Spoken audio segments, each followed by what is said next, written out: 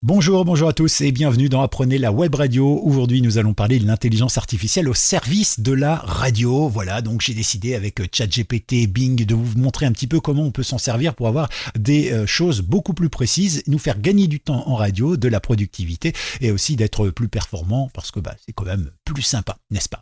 Avant toute chose, je voudrais démystifier deux ou trois petites choses. D'abord, le terme intelligence artificielle, il m'insupporte parce qu'il est faux. C'est une mauvaise traduction. L'IA, intelligence artificielle, tous les médias nous en parlent et pourtant, ça n'a rien d'intelligent. C'est tout simplement du renseignement. D'ailleurs, si vous regardez CIA, la fameuse antenne du gouvernement de contre-espionnage américain, finalement, vous vous apercevez que c'est marqué agence de renseignement, pas agence d'intelligence artificielle. Non, IA, Intelligence Artificial, ça n'a rien à voir avec l'intelligence, c'est du renseignement. Donc, arrêtez de parler d'intelligence artificielle à tout va, c'est du renseignement, d'accord? Ensuite, ne dites pas, tiens, c'est nouveau, ChatGPT depuis le mois de novembre, etc. Bon, si vous êtes comme moi, vous l'avez testé dès octobre.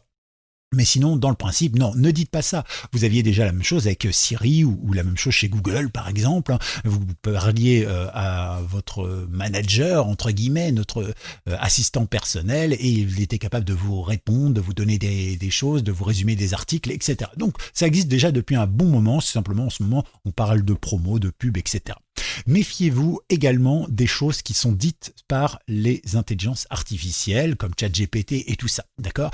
On va voir maintenant sur l'écran. Alors, je voulais simplement vous dire une chose. Je vais travailler avec ChatGPT 3, donc qui est la version gratuite pour tout le monde. Alors, moi, j'ai la version 4 parce que je paye aussi l'abonnement via mon entreprise, mais voilà, ça n'apporte pas plus de choses, c'est juste plus rapide et surtout c'est disponible tout le temps. Parce que vous savez qu'avec tout le monde qui arrive sur le serveur, le problème c'est que ChatGPT 3, parfois, on a du mal à y accéder. Il faut y accéder avant 9h et dans la pause du midi et le soir essentiellement. Sinon, les serveurs sont un peu bookés. Mais dans le principe, voilà, vous y arrivez quand même et vous pouvez préparer toutes vos émissions comme ça. D'accord? Vous pouvez aussi accéder via Bing. On va en parler dans quelques minutes. Donc, la première chose que vous faites quand vous allez sur Internet et que vous tapez ChatGPT, vous tombez donc sur le site officiel avec un petit disclaimer qui vous rappelle bien que les informations doivent être vérifiées et qu'elles servent aussi d'étude pour améliorer le logiciel. Donc ça c'est important. On a déjà tous vu ceci. Alors moi j'avais fait le test aussi il y a quelques temps. Effectivement j'étais tombé sur une ânerie pas possible de l'intelligence artificielle à ce moment-là, me disant comment on pouvait cuisiner des œufs de vache, sachant évidemment que ça n'existe pas. Mais comme j'ai perdu ma capture d'écran, j'en ai repris une sur Internet. Je m'excuse donc d'avoir emprunté cette petite capture d'écran. Voilà. En tout cas, c'est vrai que dans le principe, il vous dit que la couleur est plus foncée, etc., etc. Voilà. Vous avez tout un tas de choses et vous expliquait des choses qui n'existaient absolument pas. Donc, il faut se méfier. Et évidemment, aujourd'hui, ils ont corrigé leur logiciel et du coup, ChatGPT vous dit que il n'existe pas d'œuf de vache. Voilà. Tout a été corrigé, donc ça va dans le bon sens. Ils font attention aux remarques qu'on leur dit. Attention également, vous savez que là, quand vous utilisez Bing, donc de Edge, le moteur de recherche, le navigateur, Bing, c'est le moteur de recherche de ce navigateur de Microsoft, de ceux qui font Windows. Le seul problème, c'est que déjà, à la base, Bing ne trouve pas grand-chose. C'est vrai que quand vous cherchez sur DuckDuckGo, sur, je ne sais pas moi, Google ou sur Yahoo, vous allez trouver des informations que vous n'avez pas forcément trouvées sur Bing. Ils n'ont jamais été très très bons là-dedans. C'est un peu comme Quant, par exemple. C'est pas très performant. Et donc forcément, vous pouvez mettre l'intelligence artificielle que vous voulez et vous ne risquez pas d'avoir forcément les bonnes réponses non plus. D'accord? C'est vrai que Microsoft, donc Bing, s'est associé à ChatGPT pour créer le Bing GPT entre guillemets. D'accord? Donc vous pouvez, de manière conversationnelle, faire des recherches, poser des questions et avoir des réponses. Et lui, normalement, fonctionne sous ChatGPT 4. D'accord? En tout cas, je lui ai simplement posé la question, peux-tu résumer cet article à la manière d'un animateur radio? Donc je lui ai mis un petit prompt, on verra tout à l'heure les prompts les plus performants. Et puis bien évidemment, je lui ai donné le lien de l'article qui est donc ici. Et on s'aperçoit que c'est juste des policiers qui ont adopté un lapin pour pouvoir diminuer le stress. D'accord? Donc il me fait bonjour à tous les auditeurs. Donc il a bien pris en compte le fait que je lui parle de radio. Ensuite il dit nous avons aujourd'hui une histoire intéressante à partager avec vous. Les policiers en France ont un nouveau partenaire pour les aider à gérer leur stress. Donc là il nous fait tout le détail. Je vous laisse mettre en pause si vous le souhaitez. Comme ça vous pouvez lire. Seulement après vous voyez peut-être que j'ai continué la conversation conversation. Je lui dis, mais pourquoi dis-tu que ça se passe en France? Parce que quand on regarde, ça se passe dans une ville en Californie, aux États-Unis. Ici, on parle aussi de la Californie, on parle de chaînes américaines. Ici, bien sûr, on a aussi la CBS, on parle de plein de trucs en fait qui montrent bien que c'est pas en France. Et donc il me dit, l'article que vous avez partagé est publié sur le site web de Ouest France, qui est un journal français. L'article parle de policiers en France qui reçoivent l'aide d'un lapin. D'accord? Alors, moi, j'ai lu l'article, évidemment, je vous laisse le lire ou le chercher sur Internet, et à aucun moment, et là on est au bout de l'article, vous voyez, et à aucun moment, vous voyez qu'on parle de policiers en France, d'accord? Donc là, ça pose un petit problème, c'est-à-dire que si j'avais pas lu l'article et que j'avais simplement demandé le résumé, eh bien, je me serais retrouvé à lire quelque chose de faux à l'antenne. Ce serait quand même dommage, donc il faut faire attention évidemment et toujours vérifier. Il faudra toujours faire ça parce que on n'est pas à l'abri d'une erreur. Mais chez les humains, c'est pareil. On peut travailler parfaitement avec quelqu'un qui fait bien son job, il n'est pas à l'abri d'une erreur et vous non plus. Du coup, c'est bien aussi de pouvoir se surveiller. Donc, moi, je vais un petit peu plus loin. Je lui dis, l'article dit que l'histoire se passe aux USA. Et il me dit, je suis désolé pour la confusion parce que il évite toujours les conflits. Et il dit, j'ai vu cette information dans l'article. Pouvez-vous me montrer où vous avez vu que cette histoire se passe aux États-Unis? Vous vous rendez compte un petit peu à tous les moments. La première phrase, c'est dans cette ville de Californie, aux États-Unis. Je veux dire, on ne peut pas faire plus simple, d'accord? Donc ça veut dire qu'il y a quand même encore beaucoup de travail à faire, mais il va falloir voir un peu comment on va travailler. Alors moi, je suis pas trop fan de la version Bing parce que là, en plus, vous avez plein de pubs et des trucs qui ne me concernent pas. Je les ai laissés un petit peu s'afficher parce que ça correspond au Ouest France et il faut bien aussi les rémunérer pour leur travail puisque je me sers de leur article comme exemple ici. Donc maintenant, on va retourner ici et donc on va simplement voir un petit peu comment on peut travailler. Alors, jusqu'à présent, avant l'arrivée de ChatGPT, vous travaillez sûrement comme moi, vous utilisiez des services comme Resumer, par exemple, qui permettait de résumer de manière un peu intuitive comme ça les différents articles. Le seul problème, c'est qu'il ne faisait pas attention entre les choses importantes et les détails, et parfois il vous noyait sous les détails, et en fait les choses importantes, il les mettait un peu de côté. Voilà, parfois c'était l'inverse, mais ça dépendait. Mais vous pouviez retravailler un petit peu le truc. C'était déjà un premier rapport et ça permettait de gagner vraiment du temps en radio pour résumer un article et préparer quelque chose. Donc là, si on le fait sans prompt, c'est-à-dire sans lui donner d'indication, eh bien en réalité, si je lui donne un article ici sur une société américaine qui va donc transmettre des données par la conductivité du corps humain, petit article sympa également, eh bien je lui dis, est-ce que tu peux me résumer cela? Et voilà la réponse qu'il me fait. D'accord? Il me dit que c'est une société américaine et là, tout ça. Il n'y a pas d'erreur, c'est parfait, c'est génial. Seulement, vous le voyez, c'est pas très formaté radio, d'accord? Donc, je vais lui rajouter des petites indications.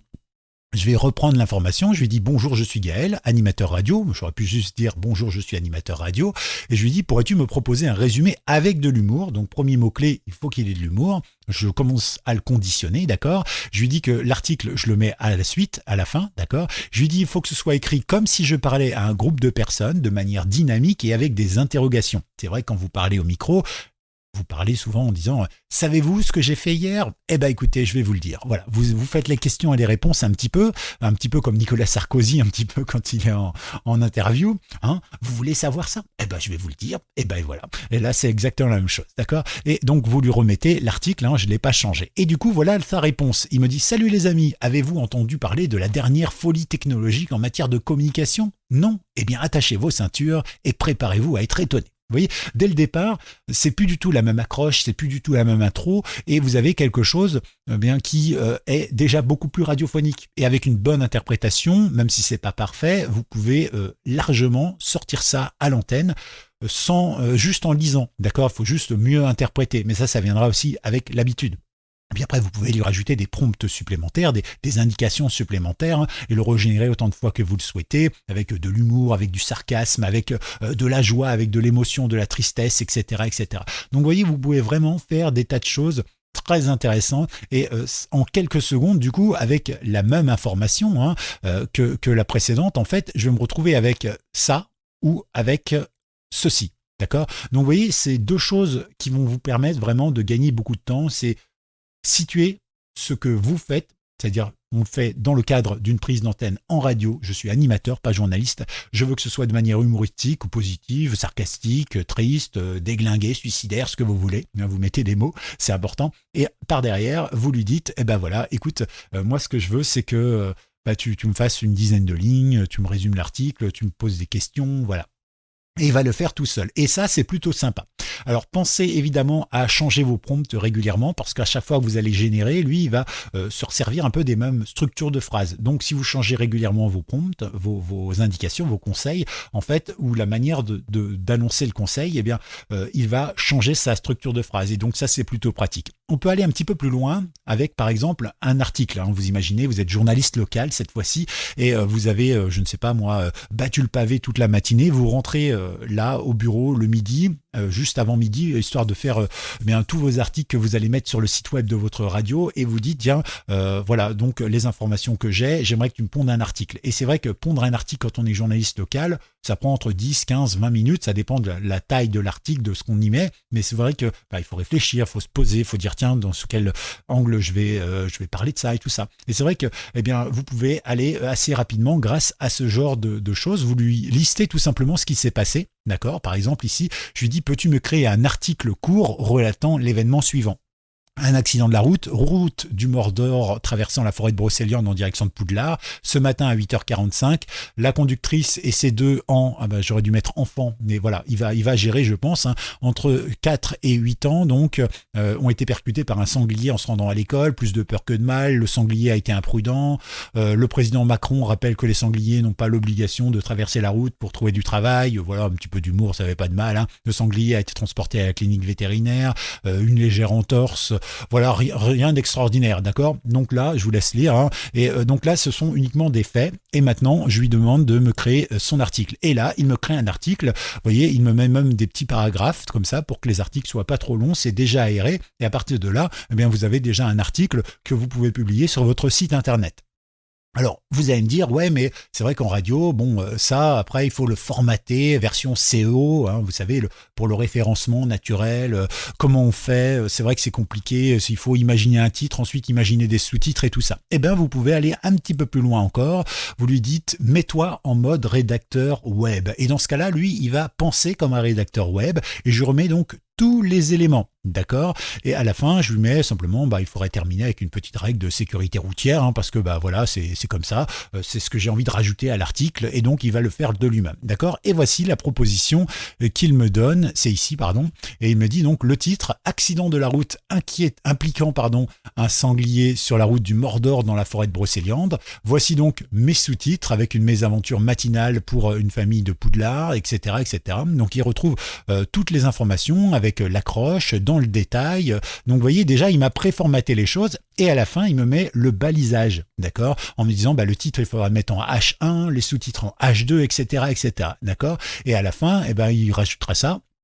Ton de l'article, attention, le ton est légèrement humoristique, faut pas minimiser l'importance de la sécurité routière, vous voyez, il a géré automatiquement les choses. On peut même aller encore plus loin en lui demandant tout simplement d'intégrer les tags HTML, donc SEO, de référencement naturel, directement dans l'article. Et par exemple, voilà ce que ça pourrait donner. Hop, tout simplement. C'est lui qui l'a généré. Hein.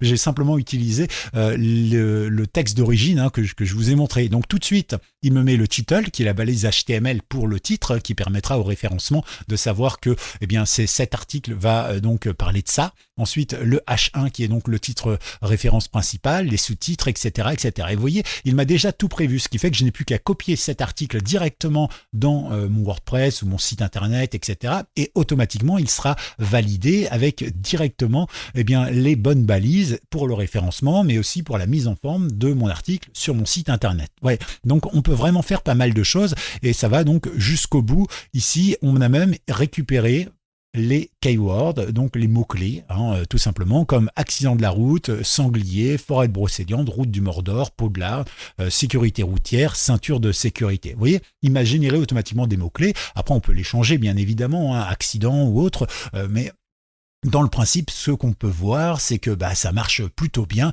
et qu'on arrive à vraiment gagner du temps. Donc, on a vu le travail animateur, on a vu le travail journaliste. Dans une prochaine fois, on verra le travail du technicien du son parce qu'on peut régler sa voix aujourd'hui grâce à l'intelligence artificielle. Je vous montrerai ça dans une autre vidéo.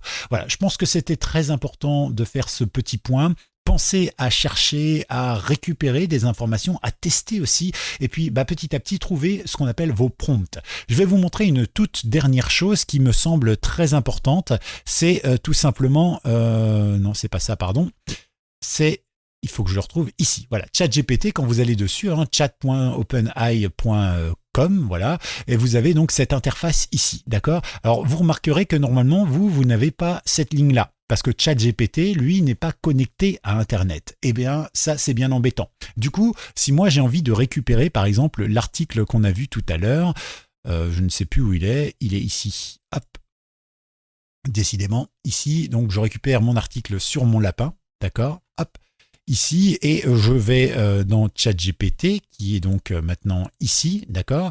Eh bien, je peux, grâce à ceci que vous n'avez peut-être pas, directement aller chercher un contenu sur Internet. Ça m'évite de recopier le contenu de ce que je veux lui faire résumer directement sur Internet. Alors comment est-ce qu'on trouve ça?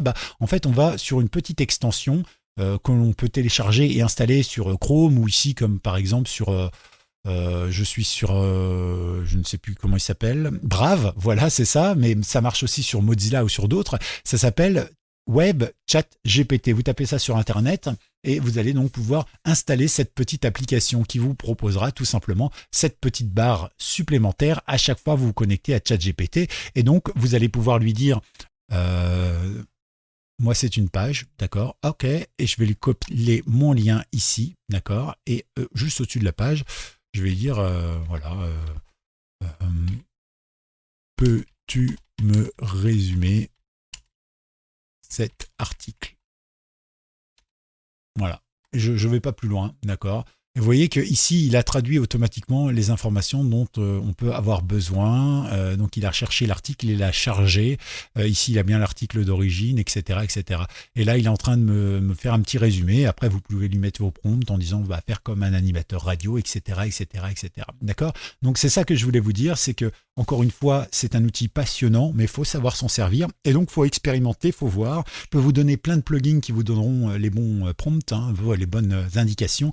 Voilà, à chaque fois que quelqu'un a une habitude, il peut renseigner un site internet en fait, et du coup, en fait, tout le monde peut bénéficier des bons prompts qui ont été sélectionnés par d'autres parce qu'ils ont vu que les performances étaient meilleures et tout ça. Bref, si vous voulez des infos, surtout, vous n'hésitez pas. Vous likez cette vidéo, vous la partagez et bien sûr vous me laissez un petit commentaire pour savoir si ça vous plaît ou pas, si je peux vous parler plus d'IA ou pas directement dans cette chaîne YouTube et voir la prochaine fois même comment est-ce qu'on peut faire une voix radio avec une IA, mais ça il faudrait que vous me disiez si ça vous intéresse ou pas et puis je vous montrerai, vous allez voir c'est plutôt impressionnant. Vous restez avec nous donc sur Apprenez la Web Radio, pensez à liker, pensez à vous abonner et surtout pensez à partager et à expérimenter, à vous amuser et à tout bientôt. Ciao ciao.